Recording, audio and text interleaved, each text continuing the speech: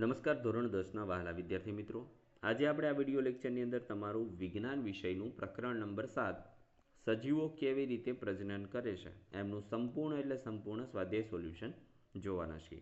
આ સિરીઝમાં આપણે તમામ પાઠના સ્વાધ્યાય સોલ્યુશન જોવાના છીએ અને એની જે લિંક છે તે આપણે નીચે ડિસ્ક્રિપ્શન બોક્સની અંદર આપી દઈશું અને એની PDF ડાઉનલોડ કરવા માટેની લિંક પણ ત્યાં આપી દઈશું.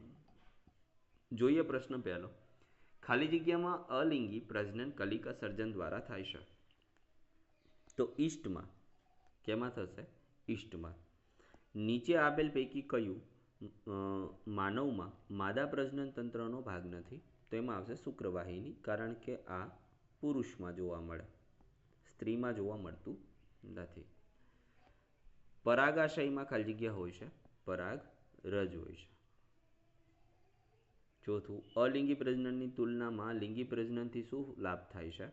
તો અલિંગી પ્રજનનની તુલનામાં લિંગી પ્રજનનથી નીચેના લાભ થાય. પહેલું, લિંગી પ્રજનનમાં નર અને માદા પિતૃના અનુક્રમે નર અને માદા જનનકોષો સંમિલન પામી ફલિતાંડ યુગ્મજનોની રચના કરે છે. આમ સંતતિ બાળપેઢીને બે જુદા જુદા પિતૃના DNA પ્રાપ્ત થતાં ભિન્નતા જોવા મળે છે.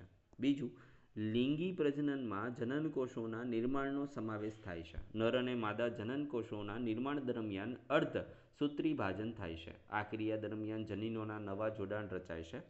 તે ભિન્નતા તરફ દોરી જાય છે. બે પિતૃઓની સંયુક્ત ભિન્નતાઓ નવા જોડાણ ધરાવતા પરિવર્તકો રચે છે. લિંગી પ્રજનનમાં પેઢી દર પેઢી ભિન્નતા સર્જાય છે તે જાતિના અસ્તિત્વ માટે ઉપયોગી છે. લિંગી પ્રજનન દરમિયાન એકત્રિત થનારી ભિન્નતાઓ લાંબા ગાળે ઉદ્વિકાસનું કારણ બને છે.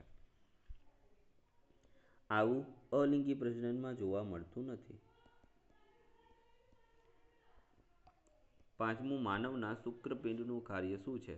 તો જોઈએ, શુક્રકોષોનું ઉત્પાદન કરવું અને ટેસ્ટોસ્ટેરોનનો સ્ત્રાવ કરવો, જે એક પુરુષને પુરુષ બનવા માટે તથા પિતા બનવા માટે જવાબદાર છે. શુક્રકોષો છે તે પિતા બનવા માટે જરૂરી છે અને ટેસ્ટોસ્ટેરોન છે તે પુરુષ બનવા માટે જરૂરી છે.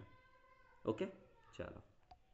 છઠ્ઠું, ઋતુસ્ત્રાવ શા માટે થાય છે? તો જ્યારે અંડકોષનું ફલન ન થાય ત્યારે ગર્ભાશયની અંદરની જાડી છિદ્રિષ્ટ અને પુષ્કળ રુધિર પુરવઠા સંવર દિવાલ તૂટવા લાગે છે. તેના કારણે સ્ત્રીમાં ઋતુસ્ત્રાવ સર્જાય છે.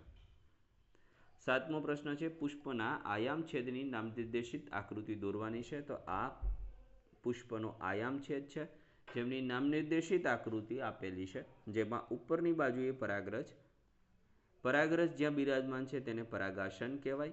ત્યાર પછી અહીંયા નરજન્યુ કોષ એટલે કે નરજનનનો ભાગ છે, જેને આપણે પરાગ નલિકા કહીશું. ત્યાર પછી નીચેની તરફ છે અંડકોષ, જેમાં બીજાશય રહેલું છે અને એમાં માદા જનનકોષો એટલે કે અંડક રહેલા છે. ત્યાર પછી આઠમો છે, ગર્ભ નિરોધનની વિવિધ રીતો કઈ છે? તો ગર્ભ નિરોધનની રીતોની વાત કરીએ તો પહેલી, યાંત્રિક અવરોધન, પુરુષમાં નિરોધ, સ્ત્રીમાં યોનિમાર્ગનું ઢાંકણ વગેરે, અને કોપર્ટી. રાસાયણિક અવરોધનની વાત કરીએ તો સ્ત્રી માટે ગર્ભ નિરોધક ગોળી, અને શસ્ત્રક્રિયાની વાત કરીએ તો શસ્ત્રક્રિયા દ્વારા શુક્રવાહિની અને અંડવાહિની બંધ કરી દેવી. 9, એકકોષીય તેમજ બહુકોષીય સજીવોની પ્રજનન પદ્ધતિમાં શું તફાવત છે? તો એકકોષીય સજીવો સરળ કોષ વિભાજન એટલે કે ભાજન પદ્ધતિ વડે પ્રજનન દર્શાવે છે, જ્યારે બહુકોષીય સજીવો જટિલ શરીર સંરચના ધરાવતા હોવાથી વધુ જટિલ પ્રજનન પદ્ધતિ અર્થાત લિંગી પ્રજનન પદ્ધતિ ધરાવે છે. 10મું, પ્રજનન કોઈ જાતિની વસ્તીની સ્થાયીતામાં કઈ રીતે મદદરૂપ થાય છે? તો પ્રજનન દ્વારા નવી સંતતિનું નિર્માણ થાય છે. કોઈ સજીવ અમર નથી. ઊંચો મૃત્યુદર વનસ્પતિનું કદ ઘટાડે છે. વનસ્પતિના જન્મદર અને મૃત્યુદર વડે તેનું કદ નક્કી થાય છે. તેથી પ્રજનન ક્રિયા દ્વારા સજીવો તેમની વસ્તીનો વધારો કરે છે, જે જાતિની વસ્તીની સ્થાયીતામાં મદદરૂપ થાય છે. 11મો પ્રશ્ન છે, ગર્ભનિરોધક યુક્તિઓ કે સાધનો અપનાવવામાં કયા કારણો હોઈ શકે છે? તો ગર્ભનિરોધક યુક્તિઓ કે સાધનો અપનાવવાના કારણો: અનિશ્ચિત ગર્ભધારણ રોકવા માટે, માનવ વસ્તીના નિયંત્રણ માટે, જાતીય સંક્રમિત રોગોનો ફેલાવો અટકાવવા માટે થાય છે. તો મિત્રો, આ હતું સંપૂર્ણ એટલે સંપૂર્ણ સ્વાધ્યાયનું સોલ્યુશન. ફરી મળીશું નેક્સ્ટ વિડીયો લેક્ચરમાં. ત્યાં સુધી આવજો. જય હિન્દ, જય ભારત.